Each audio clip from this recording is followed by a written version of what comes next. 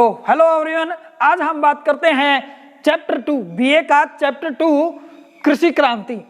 कि भाई कृषि क्रांति क्या थी, कैसे हुई, किन देशों में हुई, कब हुई, आज हम इस बारे में चर्चा करेंगे। कि भाई कृषि क्रांति जो 17वीं शताब्दी थी, तब इंग्लैंड में पुराने तरीके से खेती की जाती थी, लेकिन जब 18वीं और 19वीं शताब्दी चलने लगी तो उसमें क्या हुआ, कृषि के क्षेत्र में व्यापक परिवर्तन हुए। भाई कृषि के क्षेत्र में परिवर्तन हुए। पहला परिवर्तन था बदल बदल कर खेती करना, कि जो फसलें थी पहले एक किस्म की फसल उगाई जाती थी, लेकिन अब उसमें क्या बदलाव किया गया कि बदल बदल कर खेती करना। दूसरा है खेतों की बाड़बंदी या चकबंदी, कि भाई पहले जो खेत थे वो टुकड़ों में बटे हुए थे, छोटे छोटे टुकड़े किए गए थे, लेकिन अब उनको क्या किया, खेतों की बाड़बंदी कर दी गई और उन्हें एक बड़े फार्म में तब्दील कर दिया गया। तीसरा मशीनों का प्रयोग, कि मशीनों का ज्यादा प्रयोग करने लगे। और चौथा पशु नस्ल में सुधार, कि पशुओं की नस्ल में सुधार किया गया। आदि ये परिवर्तन हुए। अब कृषि क्रांति कहा किसे जाता है, कि कृषि क्रांति किसे कहा जाता है, कि कृषि के क्षेत्र में इन सुधारों, जो ये सुधार हुए, ऊपर जो हमने पढ़े ये सुधार हुए और जो परिवर्तन हुए, उनके सामूहिक रूप को क्या कहा जाता है, कृषि क्रांति कहा जाता है। कि कृषि के क्षेत्र में इन सुधारों और परिवर्तनों के सामूहिक रूप को कृषि क्रांति कहा जाता है। सबसे पहले यह क्रांति कहां हुई? सबसे पहले यह क्रांति इंग्लैंड में हुई। कि सबसे पहले कहां हुई यह क्रांति? इंग्लैंड में। और लगभग कब मानी जाती है? 1700 के आसपास, यानी लगभग 1700 के आसपास। और इसके पैगंबर, यानी कृषि क्रांति के पैगंबर किसे माना जाता है, कि कृषि क्रांति का पैगंबर कौन है? Arthur young. आर्थर यंग की पुस्तक का नाम एनालिसिस ऑफ एग्रीकल्चर। क्या नाम था इनकी पुस्तक का? Analysis of agriculture. कि आर्थर यंग जो कृषि के पैगंबर माने जाते हैं, उनको नवीन क्रांति का पैगंबर, यानी नवीन क्रांति या जो कृषि क्रांति थी का पैगंबर है, किसने कहा? उनका नाम था ट्रेविलियन। कि ट्रेविलियन ने आर्थर यंग को नवीन क्रांति का पैगंबर कहा। सबसे पहले कृषि क्रांति, यानी कृषि क्रांति शब्द का प्रयोग किसने किया? सबसे पहले कृषि क्रांति शब्द का प्रयोग किसने किया? Karl Marx. कार्ल मार्क्स ने सबसे पहले कृषि क्रांति शब्द का प्रयोग किया। इनकी पुस्तक का क्या नाम था? Das Kapital.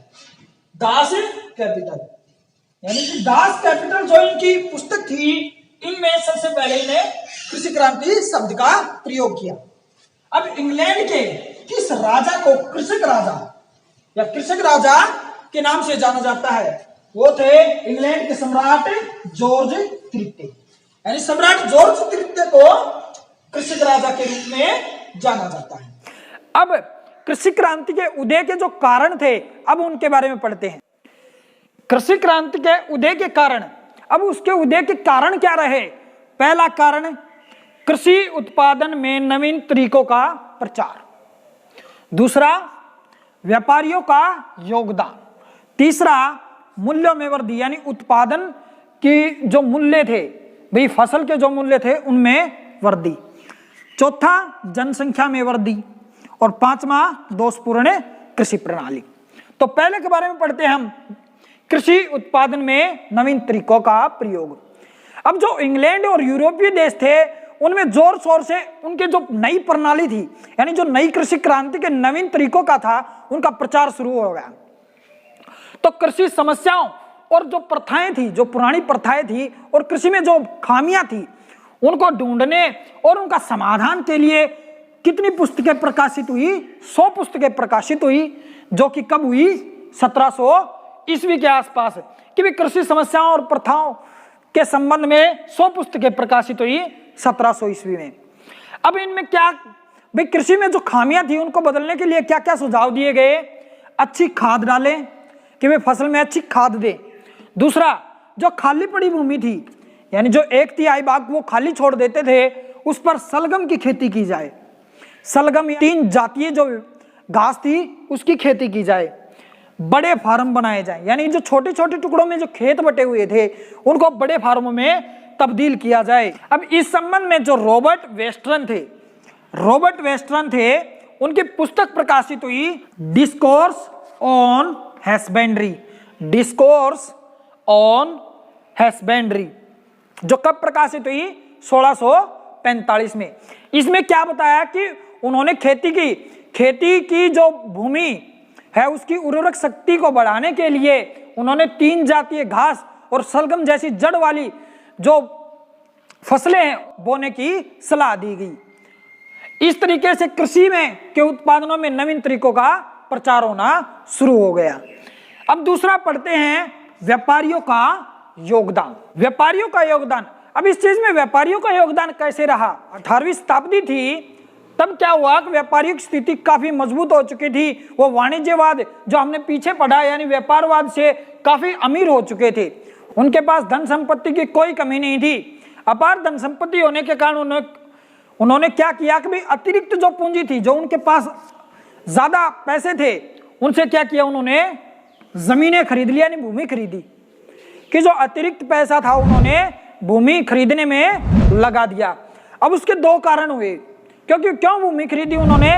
पहला, कृषि से लाभ कमाना, कि वो कृषि से यानी जो फसल के उत्पादन से लाभ कमाना चाहते थे। दूसरा, सामाजिक स्थिति को ऊंचा करना, कि जिसके पास ज्यादा भूमि होती थी उस समय समाज में उसे सम्मान की दृष्टि से देखा जाता, उसकी स्थिति सबसे अच्छी मानी जाती थी। अब क्या किया कि वो कृषि के क्षेत्र में गए तो उनके पास पैसा था, तो वो नवीन औजारों और नवीन तकनीकों को खरीद सकते थे। तो उन्होंने क्या किया कि नवीन तकनीकों को सीखना प्रारंभ किया। उन्होंने क्या किया कि कृषि के जो नवीन तरीके थे उन्होंने सीख लिया। अब वो सीख गए तो अब खुद तो सीखा, अब कृषक और जमींदारों को भी इसके फायदे बताने लगे। इस प्रकार उन्होंने जो व्यापारी थे, व्यापारी वर्ग ने कृषि क्रांति लाने में अहम भूमिका अदा की।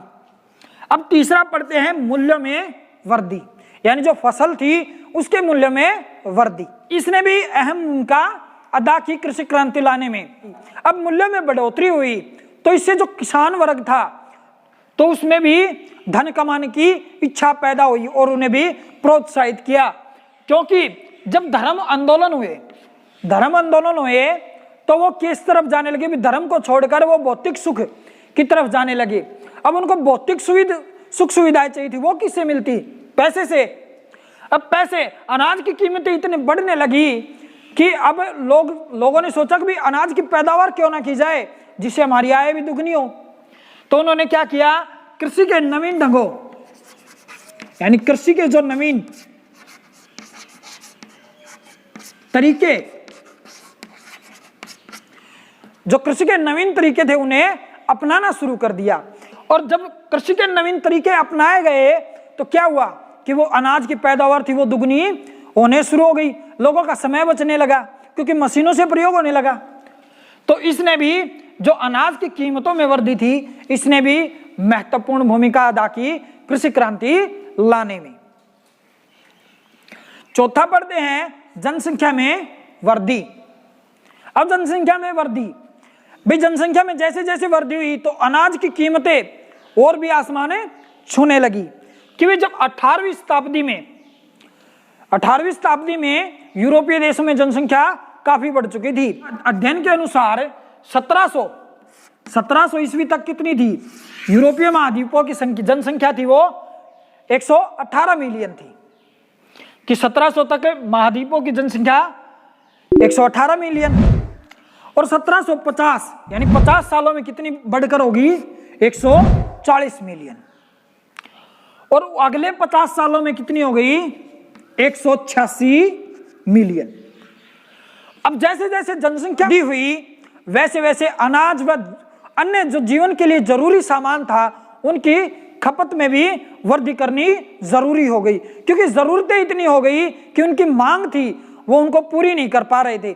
इसलिए अनाज की कीमतों में जो वृद्धि हुई और जनसंख्या की जो मांग थी उसको पूर्ण करने के लिए क्या हुआ कृषि क्षेत्र में क्रांति हुई, क्योंकि लोगों ने उनकी मांगों को पूरा करने के लिए कृषि की ओर अग्रसर होना शुरू कर दिया। पांचवा है दोषपूर्ण कृषि प्रणाली। जो पुरानी कृषि प्रणाली थी उसमें अनेक दोष थे। जब 17वीं शताब्दी चल रही थी तो 78% जो लोग थे वो क्या कर रहे थे, खेती पर निर्भर थे। उनका मुख्य व्यवसाय खेती था, वो खेती पर ही अपना जीवन बिताते थे। लेकिन जनसंख्या बढ़ती रही तो खेती की मांग और जो अनाज की मांग थी, जरूरी सामान की मांग थी, वो बढ़ती गई। लेकिन खेती वही पुरानी तरीके से हो रही थी। अब उस टाइम तक खेती कितने प्रकार की होती थी, यानी जमीन कितने प्रकार की थी? वहां 3 प्रकार की भूमि होती थी। इंग्लैंड में पहले कितने प्रकार की भूमि होती थी, यानी यूरोपीय देशों में 3 प्रकार की। पहली होती थी खेती योग्य भूमि, कि जिसमें खेती की जाती थी, व्यक्तिगत तरीके से लोग खेती करते थे। दूसरे होते थे चरागाह, ये सामूहिक रूप से होते थे, यानी जो साझे की जमीन थी, इस पर लोग यानी लोगों के यानी जमींदारों के या किसानों के क्या पशु चरने जाते थे, चरागाह। और तीसरा था बंजर या बेकार भूमि, कि ऐसी भूमि जिसका 1/3 भाग लगभग हर साल खाली छोड़ दिया जाता था, उन्हें काश्तकारों को दिया जाता था निश्चित शर्तों पर। अब इसमें दोष क्या रहे भाई? इस जो प्रणाली थी, पुरानी जो कृषि प्रणाली थी, उसमें क्या दोष थे? पहला दोष था बिखरे खेत, कि जो खेत थे वो छोटे छोटे टुकड़ों में बिखरे हुए थे। 2 एकड़ के भी 6 से 8 टुकड़े बना दिए जाते थे। अब छोटे छोटे खेत होने के कारण क्या हुआ, उनकी बाड़बंदी करना भी मुश्किल हो गया। अब उनका सीमा निर्धारण भी मुश्किल हो गया। अब एक किसान एक खेत से दूसरे खेत में जाए तो क्या होगा, समय व्यर्थ होगा। और पशुओं से भाई हर खेत की तो रखवाली नहीं कर सकता वो, तो इसलिए क्या हुआ, पशुओं से भी उसकी रखवाली नहीं कर सकता और अधिक समय लगता। पहला तो ये दोष था।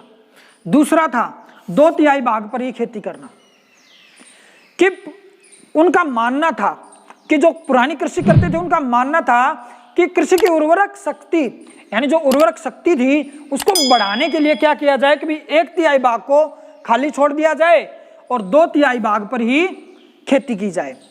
तो इससे क्या होता था कि हर साल आधा हिस्सा, यानी जो 1/3 भाग है, वो जमीन का खाली रह जाता था। अब खाली रह जाता था तो अनाज कम होता था, और कम होने के कारण जो लोगों की जरूरतें थी, वो अनाज की मांग थी, वो पूरी नहीं हो पाती थी। तीसरा है बंजर व बेकार भूमि में सुधार का अभाव। जो बंजर और बेकार भूमि थी उसमें कोई सुधार नहीं किए गए, ना किसानों ने किए, ना जमींदारों ने किए, ना काश्तकारों ने किए। और जो दलदली भूमि बन गई थी, यानी जो पानी की निकासी के लिए भी नालियां नहीं बनी हुई थी, इस कारण वो जमीन थी वो दलदली और बंजर हो गई थी, उनको भी सुधार नहीं किया गया। सिंचाई की वस्तुएं, सिंचाई का सामान था वो अच्छी प्रकार से काम नहीं करता था, यानी जो सिंचाई व्यवस्था थी वो संतोषजनक थी। इस कारण जो बंजर भूमि थी वो बंजर की बंजर ही रही, उसे कभी सुधार नहीं हुआ। चौथा पुराने औजार, कि लोग अब भी क्या करते थे, पुराने औजारों का प्रयोग करते थे। जो हल था उसकी फाल है ना, वो लोहे की नहीं होती थी। उनके जो छकड़े होते थे उनमें लकड़ी के पहिए लगे होते थे। दरांतियां होती थी वो कम धारदार होती थी, यानी उनसे ज्यादा तेजी से फसल को नहीं काटा जा सकता। बीज थे उनमें भी कोई सुधार नहीं किया गया, बीजों को ठीक तरीके से दबाया नहीं जाता था, उनमें ठीक प्रकार से खाद नहीं डाली जाती थी। अब कुछ हिस्सा बचता था उन्हें पक्षी खा जाते थे। तो इस प्रकार 6 से 7 गुना ही फसल हो पाती थी, और फसल की कमी होती थी तो लोगों की जरूरतें पूरी नहीं हो पाती थी। पांचवा नस्ल सुधार का अभाव, कि भी लोगों ने नस्ल सुधारने में कोई योगदान या कोई कदम नहीं उठाया। भाई लोगों के जो किसानों और जमींदारों के थे वो चरागाहों पर क्या करते थे, अपने पशुओं को छोड़ देते थे और वहां चरने के लिए भेज देते थे। चरने के लिए तो चले जाते थे, उनमें क्या हो जाता था, छूत के रोग फैलने की आशंका होती थी और कई बार फैल भी जाता था। और इससे क्या होता था कि जो पशु हैं वो कमजोर पड़ जाते थे। अब चरागाहों में जो साझी चरागाह थे उसमें चरने वाली घास की कमी होती थी, इस कारण जो पशु थे वो कमजोर हो गए। अब ऐसी स्थिति हो गई जिससे जो कृषि क्रांति है उसका उदय हुआ। अब इसकी तरफ किसी ने ध्यान नहीं दिया, पहले किसी ने ध्यान नहीं दिया, ना किसान ने ना जमींदार ने, क्योंकि जमींदार भी ऐसे ही करते थे और किसान भी अपनी जो साझी जमीन से कुछ हिस्सा मिलता था उससे गंवाना नहीं चाहते थे। इस प्रकार हमने पढ़ा कि कृषि के उदय के कारण क्या रहे, कृषि के उत्पादन के नवीन तरीकों का प्रचार, दूसरा व्यापारियों का योगदान, तीसरा अनाज के मूल्यों में वृद्धि, चौथा जनसंख्या में वृद्धि, पांचवा दोषपूर्ण कृषि प्रणाली। और ये दोष हमने अभी पढ़े हैं। तो वीडियो पसंद आई हो तो लाइक करें, शेयर करें, सब्सक्राइब करें। तब तक के लिए धन्यवाद। जय हिंद, जय भारत।